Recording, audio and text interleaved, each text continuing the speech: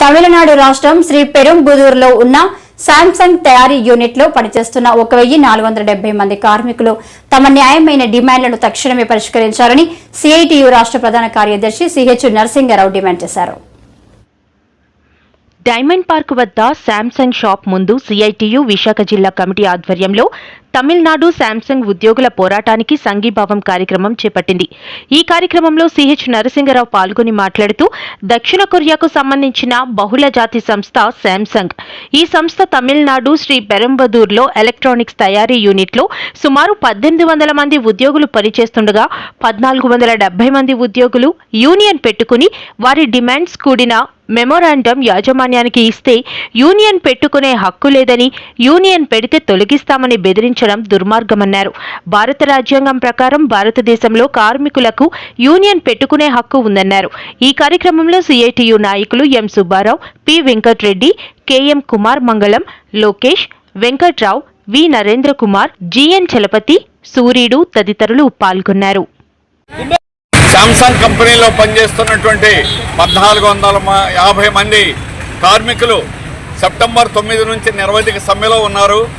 కార్మికుల యూనియన్ గుర్తించకుండా, చర్చలు జరపకుండా కార్మికుల మీద దౌర్జన్యం చేయడం, కేసులు పెట్టడం, అక్రమంగా నిర్బంధించేటువంటి తప్పుడు చర్యలు సాగుతూ ఉన్నాయి తమిళనాడులో. దీనికి నిరసనగా దేశవ్యాప్తంగా ఈరోజు సిఐటియు పిలిపించింది. బహుళజాతి సంస్థలు శాంసంగ్, అలాగే గతంలో ఇక్కడ ఎల్జీ పాలిమర్స్, పోస్కో ఇప్పుడు స్టీల్ ప్లాంట్ని ప్రైవేట్ చేయాలని ప్రయత్నం చేస్తారు. వీరందరూ దక్షిణ కొరియాకు సంబంధించిన బహుళజాతి సంస్థలు. వీరు ఎక్కువ కమిషన్లు ఇస్తారు. అందుకని ఈరోజు ప్రపంచంలో పాలక వర్గాలు ఎవడ ప్రభుత్వంలో ఉన్నా వాళ్ళకి దాసోహం అవుతున్నాయి, వాళ్ళకి మడుగులు ఎత్తుతున్నాయి. ఇక్కడ ఇంత ప్రమాదం చేసి 15 మందిని పొట్టను పెట్టుకుని ఎల్జీ పాలిమర్స్కి మన ప్రభుత్వం శ్రీ సిటీలో ఈరోజు కంపెనీ పెట్టుకోవడానికి అవకాశం ఇచ్చింది. ఇక్కడ ప్రాణాలు ఈ రోజుకి కూడా వాళ్ళకి వైద్య పరీక్షలు చేయించడం కానీ, వాళ్ళకి అక్కడ సూపర్ స్పెషాలిటీ హాస్పిటల్ పెడతామన్నది ఈ రోజు కూడా చేయను.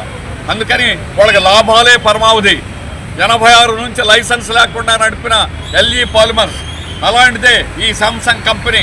వాళ్ళు ఏ చట్టాలని అమలు చేయరు. దీనికి కారణం ప్రభుత్వాలు వాళ్ళకి కొత్తులుగా వ్యవహరించడం, మోడీ వాళ్ళకి అండగా ఉండడం.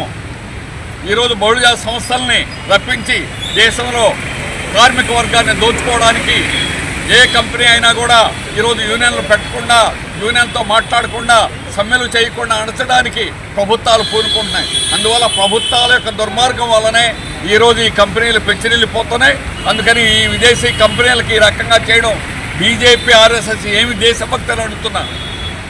పేరుకు తెల్లవారులేస్తే దేశభక్తి గురించి మాట్లాడతారు. విదేశీ కంపెనీలకి ఈ రకంగా భజన చేయడం, వాళ్ళకి దాసోహం అనడం, వాళ్ళకి తొత్తులుగా మారడం ఈరోజు దేశ ప్రజానీకానికి వ్యతిరేకమైన చర్య, కార్మిక వర్గానికి వ్యతిరేకమైన చర్య. అందువల్ల యావత్ కార్మిక వర్గం కూడా దీన్ని తీవ్రంగా వ్యతిరేకించాలని, అలాగే శాంసంగ్ని బహిష్కరించాలని, శాంసంగ్ అవుట్లెట్లో ఎవరు కొనొద్దని కూడా ప్రజానీకాన్ని కోరుతున్నాం.